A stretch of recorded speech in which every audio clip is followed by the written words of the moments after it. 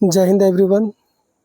तो आप लोगों का बहुत ज़्यादा ही डिमांड था कि एक लेंदी वीडियो कंप्यूटर पे बेस्ड बनाइए सर, तो मैं उसी चीज़ को आज पूरा कर रहा हूँ। तो इस वीडियो में जो भी क्वेश्चन है वो सारा प्रीवियस ईयर को देखते हुए ही क्वेश्चन डाला गया है। कोई भी ऐसा क्वेश्चन नहीं है जो कि इधर उधर का हो या आपसे इररिलेवेंट हो, सब आपसे रिलेटेड है। आपके मेंस के एग्ज़ाम को टारगेट करते हुए ही जो मुझे क्वेश्चन इम्पोर्टेंट लगा वही रखा हूँ। बाकी कोई ऐसा वैसा क्वेश्चन नहीं है। आप लोग खुद से क्वेश्चन को देखिए और आप लोग कमेंट कीजिएगा कि ये क्वेश्चन आपके एग्ज़ाम में इम्पोर्टेंट है या नहीं। और वीडियो अच्छा लगे तो आप लोग ज़रूर बताइएगा कि आपको वीडियो अच्छा लगा है या नहीं, या फिर क्वेश्चन ईजी है या क्वेश्चन मॉडरेट है, या क्वेश्चन आपको पसंद आया या नहीं, क्वेश्चन का कलेक्शन कैसा है, वो आप लोग ज़रूर अपना कमेंट साझा कीजिएगा। या फिर जो भी आप लोगों का सजेशन है कि इस तरह का चीज़ रहता तो और अच्छा रहता सर, या कुछ भी आप अगर बोलना चाहते हैं, हमसे शेयर करना चाहते हैं, तो आप लोग ज़रूर उस चीज़ को बोलिए। मैं उस चीज़ को अपने नेक्स्ट वीडियो में कोशिश करूँगा कि कवर करूँ। तो चलिए स्टार्ट करते हैं पहला क्वेश्चन से। कंप्यूटर शब्द बना है कंप्यूट से। कंप्यूटर शब्द किससे बना है? तो कंप्यूट शब्द से बना है। कंप्यूट का अर्थ क्या होता है? कंप्यूट का अर्थ होता है गणना करना। कंप्यूटर का जनक कौन है? चार्ल्स बेबेज है। कंप्यूटर है एक स्वचालित मशीन। कंप्यूटर कैसी मशीन है? स्वचालित मशीन है। पहला कंप्यूटर बनाया गया था चार्ल्स बेबेज द्वारा। देखिए, आप लोग एक इडियम पढ़े होंगे कि डोंट जज a book by its cover. तो इस कंटेंट के लिए सेम इडियम सूट करता है, क्योंकि इसका जो पीडीएफ है वो अच्छा देखने में नहीं लग रहा है और बीच में ऐसा लाइनिंग भी है। लेकिन यकीन मानिए, इसमें जो कंटेंट है वो आपको, मुझे नहीं लगता है कि कहीं और मिलेगा। आप लोग बस ज़्यादा नहीं 5 मिनट भी वीडियो देख लीजिए, आप लोग को समझ में आ जाएगा कि ये इस सीरीज़ में, मतलब इस वीडियो में कैसा क्वेश्चन है।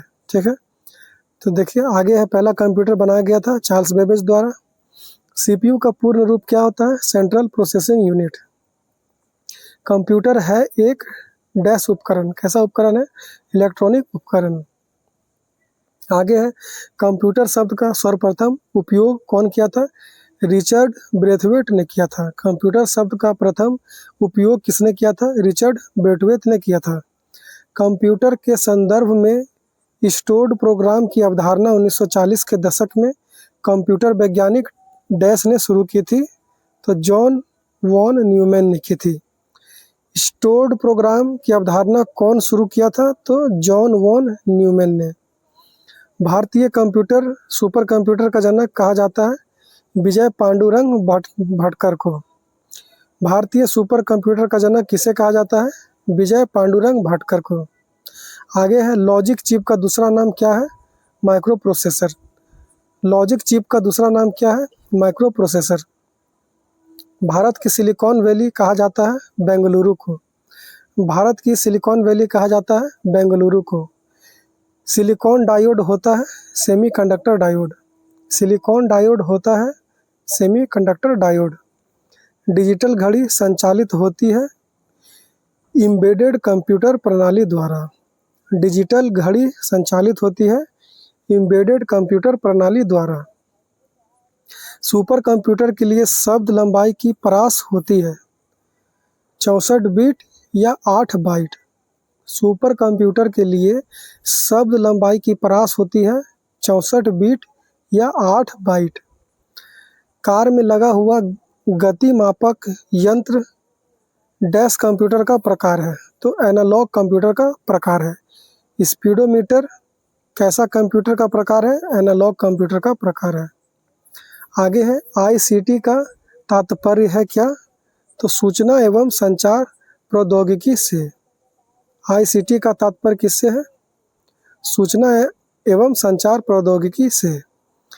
पारंपरिक कंप्यूटर आधारित होता है किस पे? तो बाइनरी स्विच या बाइट्स पर। पारंपरिक कंप्यूटर आधारित होता है बाइनरी स्विच या बाइट्स पर। Indian institute of remote sensing स्थित है देहरादून में। Indian institute of remote sensing कहाँ स्थित है? देहरादून में। आंकड़ा के प्रक्षेपण की गति मापी जाती है। डाटा के या आंकड़ा के प्रेषण की गति मापी जाती है, तो ये होगा बीट प्रति सेकंड bps। सॉरी, ये प्रेषण है, इसको मैं कुछ और ही पढ़ दिया था। फिर से एक बार देख लीजिए। आंकड़ा के प्रेषण की गति मापी जाती है बीट पर सेकंड या बीट प्रति सेकंड में, ठीक है। पहली मैकेनिकल एडिंग मशीन का आविष्कार किया था कौन? तो ब्लेज पास्कल। पहली मैकेनिकल एडिंग मशीन का आविष्कार कौन किया था? Blaise Pascal. आगे है, संपूर्ण रूप से पहला इलेक्ट्रॉनिक कंप्यूटर था कौन सा? ENIAC, यही है इसका पूरा नाम। ENIAC भी बोल सकते हैं आप लोग, ऐसे फुल फॉर्म को तोड़ तोड़ कर ही पढ़ा जाता है। ऐसे सिंपल में आप चाहे तो ENIAC बोल सकते हैं। संपूर्ण रूप से पहला इलेक्ट्रॉनिक कंप्यूटर कौन सा था? ENIAC, ठीक है। आगे है, कंप्यूटर में एकत्रित डाटा या फिर स्टोरेज डाटा को कहा जाता है सूचना। कंप्यूटर में एकत्रित डाटा को क्या कहा जाता है? सूचना कहा जाता है। प्रथम गणना यंत्र, इंग्लिश में कैलकुलेटिव डिवाइस है कौन सा? अबेकस। प्रथम गणना यंत्र कौन सा है? अबेकस है। क्रे एक डैश है, तो क्रे क्या है? एक सुपर कंप्यूटर है। क्रे 1 क्या है? तो एक सुपर कंप्यूटर है। क्रे 1 क्या है? सुपर कंप्यूटर है। आगे कंप्यूटर डैश द्वारा आंकड़ों को सूचना में परिवर्तित किया जाता है, तो प्रोसेस द्वारा। कंप्यूटर प्रोसेस द्वारा आंकड़ों को सूचना में परिवर्तित किया जाता है। आगे है, कंप्यूटर में चिन्ह व संख्यात्मक सूचनाओं को क्या कहा जाता है? आंकड़ा, इंग्लिश में डाटा। कंप्यूटर में चिन्ह व संख्यात्मक सूचनाओं को क्या कहा जाता है? आंकड़ा या डेटा। आगे है, व्यक्तिगत उपयोग के लिए प्रयोग किया जाता है माइक्रो कंप्यूटर। व्यक्तिगत उपयोग के लिए प्रयोग किया जाता है माइक्रो कंप्यूटर। हजारों माइक्रो प्रोसेसर प्रयोग होते हैं किसमें? तो सुपर कंप्यूटर में। हजारों माइक्रो प्रोसेसर प्रयोग होते हैं सुपर कंप्यूटर में। डेस्कटॉप और पर्सनल कंप्यूटर को क्या कहा जाता है? Micro computer. डेस्कटॉप और पर्सनल कंप्यूटर को क्या कहा जाता है? Micro computer. पहले इलेक्ट्रॉनिक अंकीय कंप्यूटर या डिजिटल कंप्यूटर में प्रयोग किया गया था, तो उसमें प्रयोग हुआ था वाल्व का। पहले इलेक्ट्रॉनिक डिजिटल कंप्यूटर में किसका यूज हुआ था? तो वाल्व का। एक मिनट, कलर चेंज कर देते हैं। एनालिटिकल इंजन का निर्माण किया था कौन? Charles Babbage. एनालिटिकल इंजन का निर्माण कौन किया था? चार्ल्स बेबेज ने। आगे है, व्यक्ति की कंप्यूटिंग ज़रूरतों को पूरा करने के लिए अभिकल्प किया गया है पर्सनल कंप्यूटर का। व्यक्ति की कंप्यूटिंग ज़रूरतों को पूरा करने के लिए किसका अभिकल्प किया गया है? पर्सनल कंप्यूटर का। आगे है, प्रथम अंकीय कंप्यूटर के ब्लूप्रिंट के विकास में सर्वाधिक योगदान है चार्ल्स बेबेज का। प्रथम अंकीय कंप्यूटर के ब्लूप्रिंट के विकास में सर्वाधिक योगदान है चार्ल्स बेबेज का। आगे है, प्रथम पीढ़ी के कंप्यूटर के उदाहरण कौन कौन से हैं? तो एक हो जाएगा ENIAC, दूसरा एडवैक, तीसरा यूनिवैक 1। ये सब क्या है? प्रथम पीढ़ी के कंप्यूटर के उदाहरण है। आगे है, प्रथम पीढ़ी के कंप्यूटर में आंतरिक स्मृति के रूप में उपयोग किया जाता था क्या चीज़? तो मैग्नेटिक ड्रम, और इसको हिंदी में बोलेंगे चुंबकीय ड्रम। प्रथम पीढ़ी के कंप्यूटर में आंतरिक स्मृति के रूप में प्रयोग किया जाता था मैग्नेटिक ड्रम। आगे है, प्रथम पीढ़ी में प्रोग्रामिंग की जाती थी मशीन भाषा में। प्रथम पीढ़ी के कंप्यूटर में प्रोग्रामिंग की जाती थी मशीन भाषा में। मशीनी भाषा आधारित होती है केवल 0 और 1 पर। मशीनी भाषा आधारित होती है केवल 0 और 1 पर। प्रथम पीढ़ी के कंप्यूटर आधारित थे वैक्यूम ट्यूब प्रौद्योगिकी पर, मतलब कि वैक्यूम ट्यूब टेक्नोलॉजी पे आधारित था प्रथम पीढ़ी के कंप्यूटर। आगे है प्रथम पीढ़ी की में भंडारण के लिए उपयोग किया जाता था पंच कार्ड का। प्रथम पीढ़ी में भंडारण के लिए उपयोग किया जाता था पंच कार्ड का। आगे है विश्व कंप्यूटर साक्षरता दिवस मनाया जाता है 2 दिसंबर को। विश्व कंप्यूटर साक्षरता दिवस मनाया जाता है 2 दिसंबर को।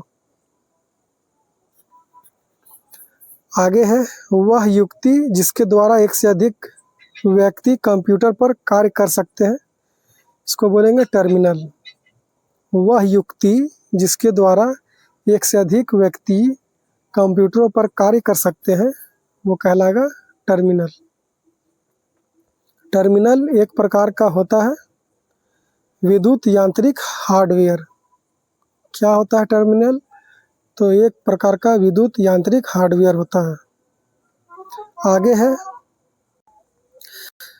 द्वितीय पीढ़ी के कंप्यूटर में उपयोग किया गया था ट्रांजिस्टर का।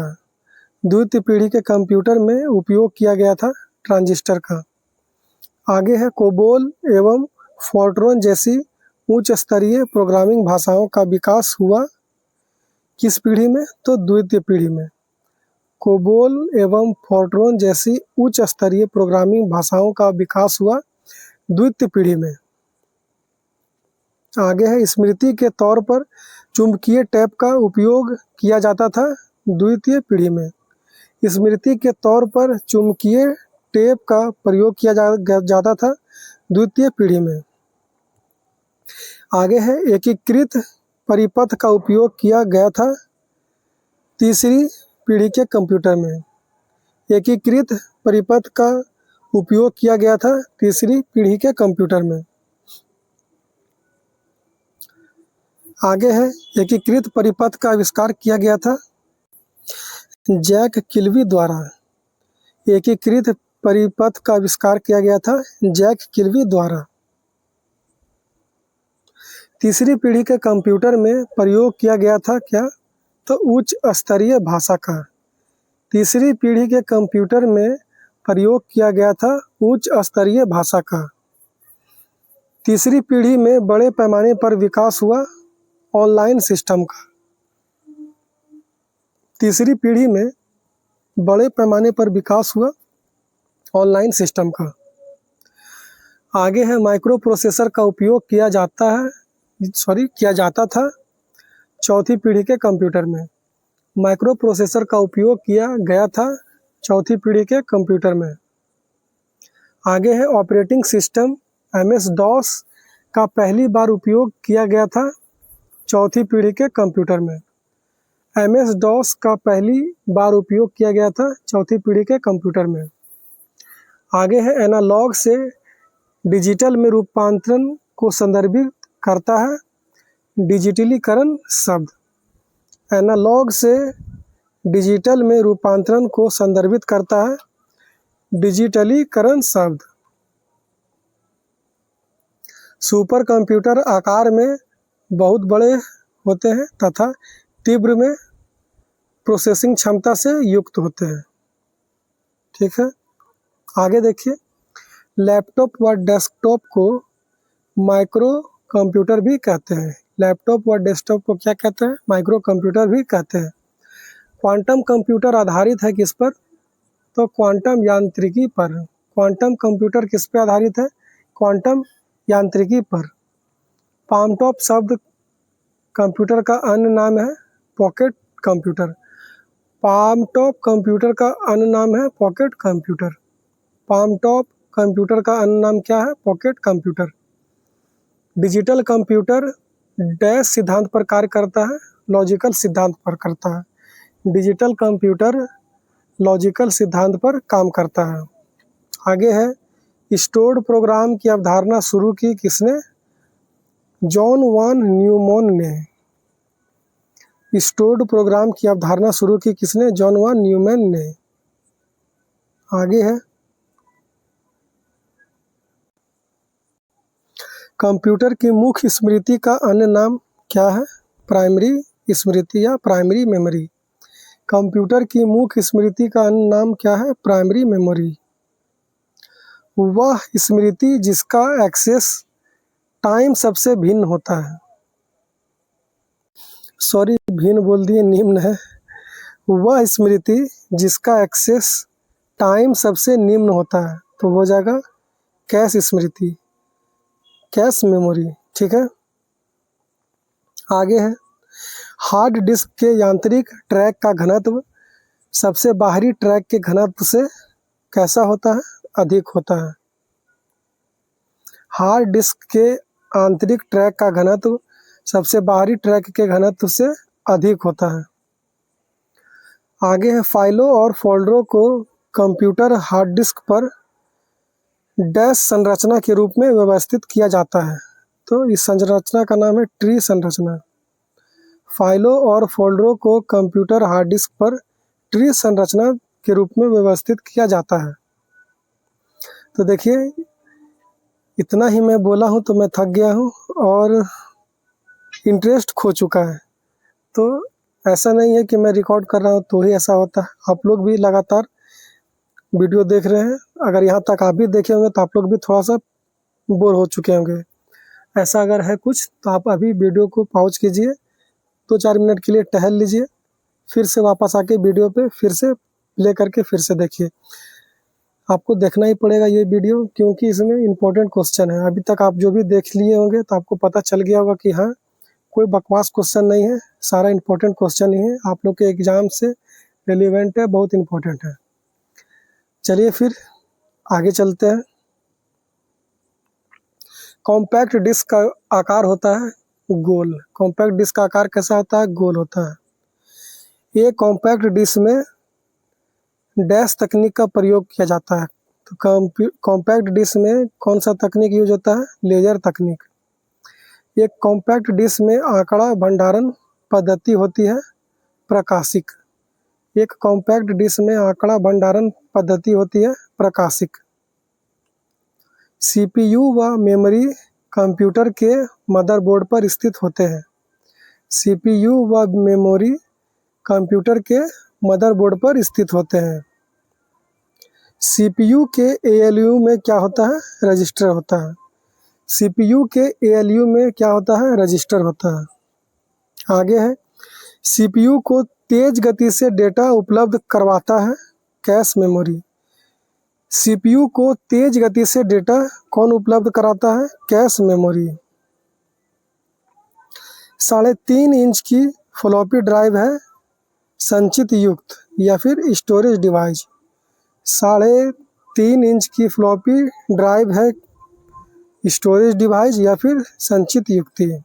आगे है इंडेक्स होल संबंधित है किससे, ये संबंधित है फ्लॉपी डिस्क से। इंडेक्स होल संबंधित है फ्लॉपी डिस्क से। ब्लू रे डिस्क एक डाटा संग्रहण प्रणाली है। ब्लू रे डिस्क एक डाटा संग्रहण प्रणाली है। आगे है कंप्यूटर प्रणाली में सीडी रोम द्वारा प्रदर्शित किया जाता है ऑप्टिकल डिस्क को। कंप्यूटर प्रणाली में सीडी रोम द्वारा प्रदर्शित किया जाता है ऑप्टिकल डिस्क को। आगे है कंप्यूटर में लगे अन्य उपकरण अथवा प्रिंटर द्वारा उत्पन्न ध्वनि कहलाती है व्हाइट नॉइस। कंप्यूटर में लगे अन्य उपकरण अथवा प्रिंटर द्वारा उत्पन्न ध्वनि कहलाती है व्हाइट नॉइस। आगे है प्रदर्शन कार्ड है कौन सा, तो VGA, जिसको कि बोलते हैं फुल फॉर्म में वीडियो ग्राफिक्स एरे। तो प्रदर्शन कार्ड है कौन, VGA, या फिर ये नहीं रहेगा तो आपको लिखना होगा EGA, जो ऑप्शन में दिखे वो आप लिखिएगा। ठीक है, EGA को पढ़ेंगे इनहेंस्ड ग्राफिक्स एडेप्टर। आगे देखिए अस्थाई मेमोरी कौन सा है, तो रैम है। अस्थाई मेमोरी रैम है। प्रवर्तित डाटा को संचित करने में उपयोग किया जाता है EEPROM को। ठीक है, EEPROM को परिवर्तित डाटा को संचित करने में उपयोग किया जाता है EEPROM को।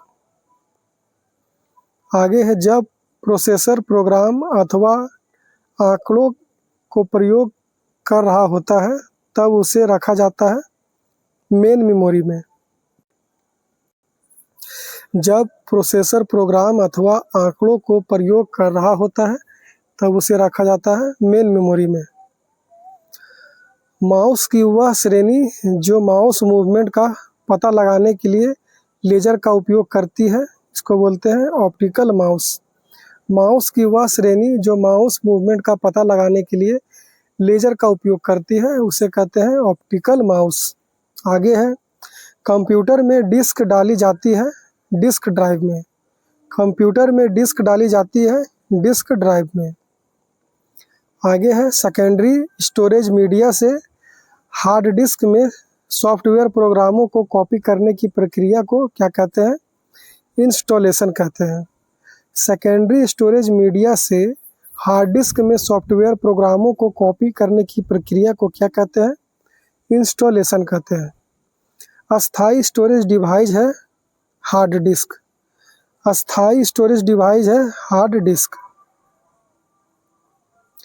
Input device, central processing unit, memory unit और आउटपुट डिवाइस, ये सब किसका भाग है? तो कंप्यूटर की संरचना के भाग है। आगे है, प्रोसेसर में ज़रूरी होता है। तो प्रोसेसर में क्या ज़रूरी होता है? ALU ज़रूरी होगा, प्राइमरी मेमोरी ज़रूरी होगा और कंट्रोल यूनिट ज़रूरी है। ये तीनों ज़रूरी है प्रोसेसर में, ALU, प्राइमरी मेमोरी और कंट्रोल यूनिट। आगे है, CPU को डैश के नाम से भी जाना जाता है, तो इसका आंसर होगा माइक्रो प्रोसेसर। CPU को माइक्रो प्रोसेसर के नाम से भी जाना जाता है। CPU को कंप्यूटर का मस्तिष्क कहा जाता है। अंक गणितीय गणना और तार्किक गणना करता है कौन? CPU। आगे है, निविष्ट युक्ति या फिर इनपुट डिवाइस द्वारा आंकड़ा या फिर डाटा और निर्देशों को कंप्यूटर में किया जाता है। इस सब को क्या किया जाता है? तो इंटर किया जाता है। इंटर को हिंदी में प्रविष्टि लिखते हैं, ठीक है। निविष्ट युक्ति द्वारा आंकड़ा और निर्देशों को कंप्यूटर में क्या किया जाता है? तो प्रविष्टि किया जाता है या फिर इंटर किया जाता है। अंक गणितीय गणना और तार्किक गणना का काम कौन करता है? तो ALU करता है, जिसको बोलेंगे अर्थमेटिक लॉजिक यूनिट। अंक गणितीय गणना और तार्किक गणना का काम कौन करता है? ALU करता है। डैश का कार्य कंप्यूटर के इनपुट और आउटपुट उपकरण को नियंत्रण में रखना है, तो ये किसका कार्य है? कंट्रोल यूनिट का कार्य है। डैश का कार्य कंप्यूटर के इनपुट और आउटपुट उपकरण को नियंत्रण में रखना है, ये किसका कार्य है? कंट्रोल यूनिट का कार्य है। तो देखिए, जिस तरह से आप लोग बोर हो रहे होंगे, ऐसा नहीं है कि मैं रिकॉर्ड कर रहा हूँ तो मैं बहुत खुश हूँ, मुझे बहुत इंटरेस्ट आ रहा है, ऐसा नहीं है। लेकिन फिर भी पढ़ना तो पड़ेगा, और आप लोग बोले कि सर करवाइए, तो मुझे भी तो कराना तो पड़ेगा।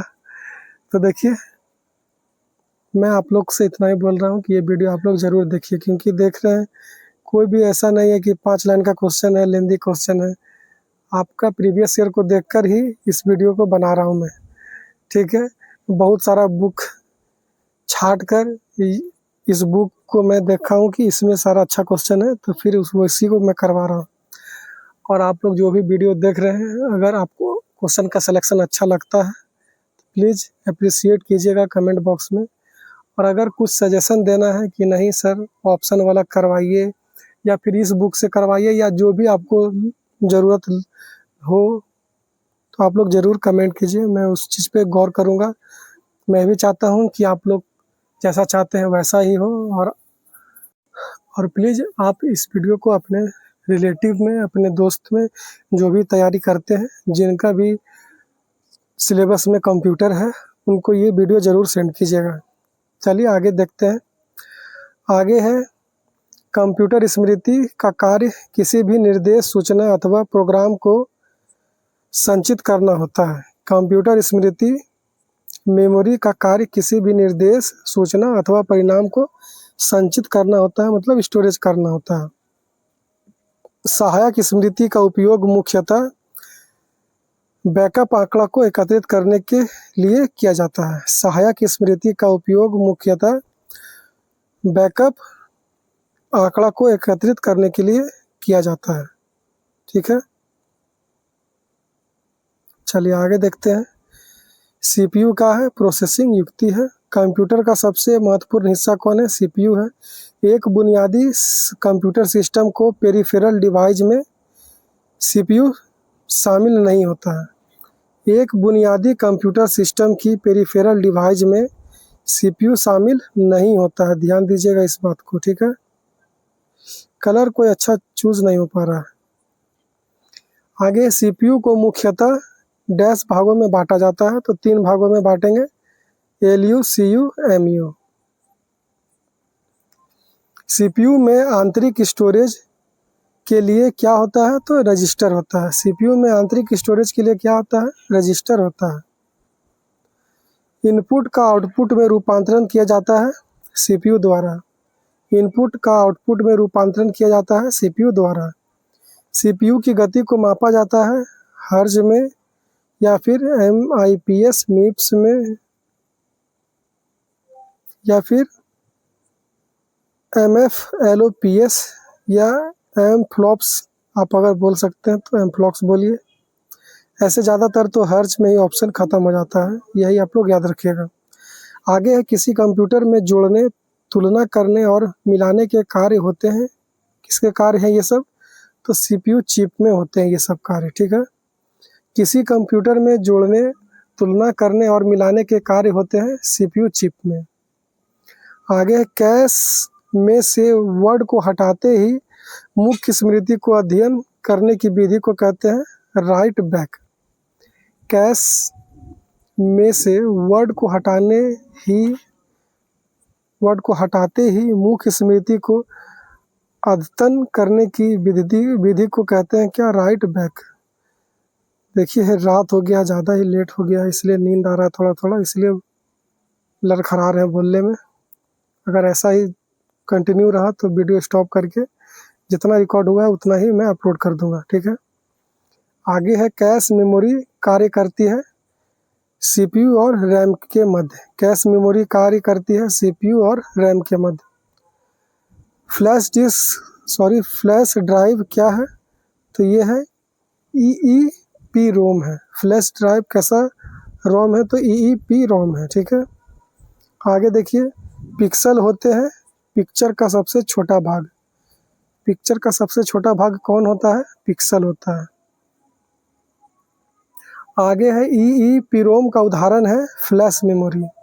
ईईपीरोम का उदाहरण है फ्लैश मेमोरी।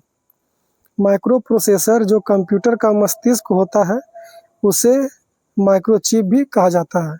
माइक्रो प्रोसेसर जो कंप्यूटर का मस्तिष्क होता है उसे माइक्रोचिप भी कहा जाता है। आगे है ऐसी युक्ति या फिर ऐसी डिवाइस जो कंप्यूटर में बाहर से जोड़ी जाती है उसे क्या कहते हैं?